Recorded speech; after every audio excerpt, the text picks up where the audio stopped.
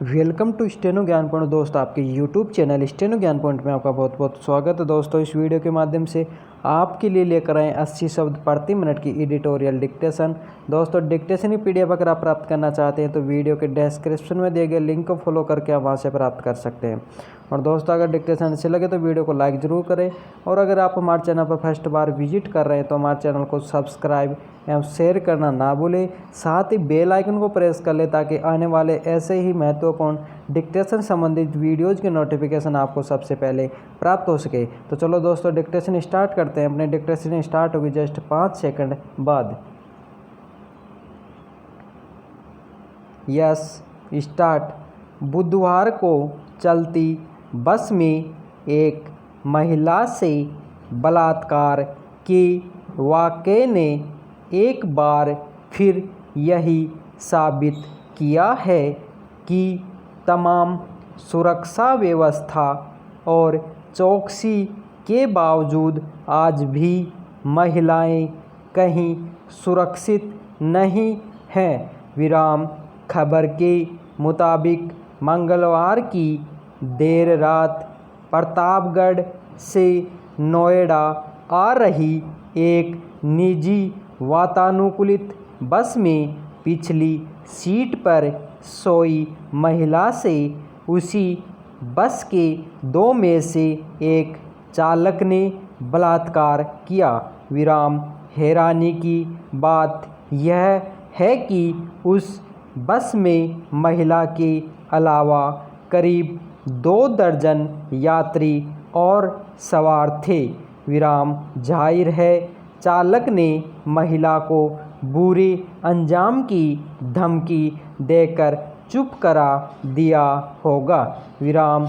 इससे पहले दिल्ली में निर्भया के साथ चलती बस में बलात्कार का विरोध करने पर जिस तरह का बर्बर बर्ताव हुआ था और दूसरी घटनाओं में भी पीड़ित महिलाओं या लड़कियों को जिस तरह मार डाला गया, उसे देखते हुए महिला का डर कर चुप रह जाना एक स्वाभाविक प्रतिक्रिया रही होगी।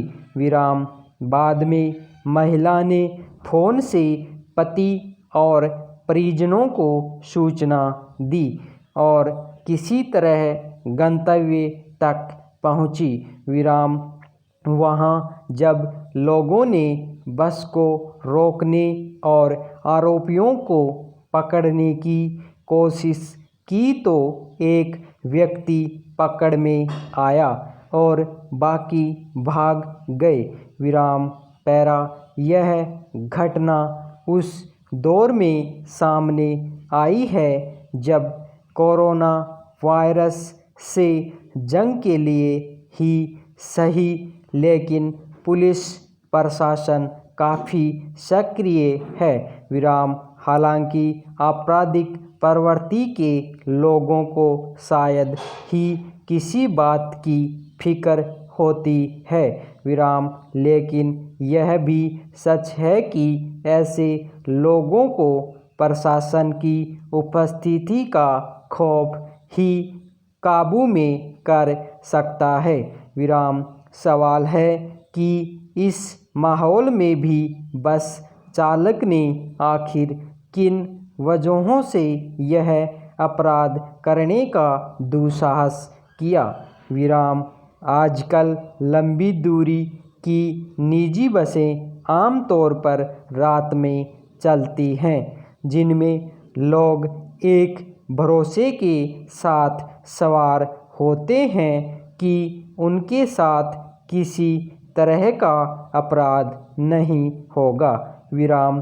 ताज़ा घटना में बलात्कार की शिकार महिला भी अपने गंतव्य पर सुरक्षित पहुंचने के भरोसे के साथ ही बस से चली होगी। विराम। लेकिन इस वाक़ये ने यह साबित किया है कि रात में लंबी दूरी की ये निजी वातानुकूलित बसें महिलाओं के लिए सुरक्षित नहीं हैं। विराम। फिर अगर एक तरह का अपराध सामने आया है तो स्वाभाविक ही दूसरे अपराधों की आशंका बनी रहेगी।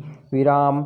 इन बसों की जैसी बनावट होती है उसमें सवार व्यक्ति के खिलाफ अगर कोई अपराध होता है तो वह शायद मदद के लिए भी आवाज़ लगा सकने में समर्थ नहीं हो पाए। विराम। ऐसे में महिलाओं पर जोखिम का अंदाज़ा लगाया जा सकता है। विराम। हालांकि पहले भी इन बसों में सफ़र को सुरक्षित बनाने की ज़रूरत थी। विराम। लेकिन जांच और निगरानी में कोताही अपराधियों का रास्ता आसान बनाती है। विराम। पैरा। करीब 7.5 साल पहले दिल्ली में निर्भया से बलात्कार और हत्या के बाद समूचे देश में जैसा आक्रोश सामने आया था और महिलाओं के जीवन को सुरक्षित बनाने की मांग उठी थी, तब एक उम्मीद जगी थी कि सरकार और समाज मिलकर इस दिशा में कोई ठोस हल की ओर बढ़ेंगे। विराम। तब कानून को और सख्त बनाने की भी पहलकदमी हुई। विराम। लेकिन उसके बाद भी सड़कों पर महिलाओं का जोखिम कम नहीं हुआ। विराम। बलात्कार के लगातार बढ़ते मामलों ने यही लगता है कि अभी पुलिस प्रशासन और न्याय की व्यवस्था के मोर्चे पर सजगता के साथ बहुत कुछ किया जाना बाकी है। विराम। इसके अलावा समाज के विकास की परिभाषा में पितृसत्तात्मक और यौन कुंठाओं से मुक्त पुरुष को तैयार करना एक जरूरी काम होना चाहिए। विराम। जब तक सोच के स्तर पर बचपन से ही लड़कों को महिलाओं से जुड़े सभी मसलों के प्रति संवेदनशील और न्यायपूर्ण नहीं बनाया जाएगा, तब तक महिलाओं के जीवन को सहज और सुरक्षित बनाने में बाधा आती रहेगी। विराम। धन्यवाद।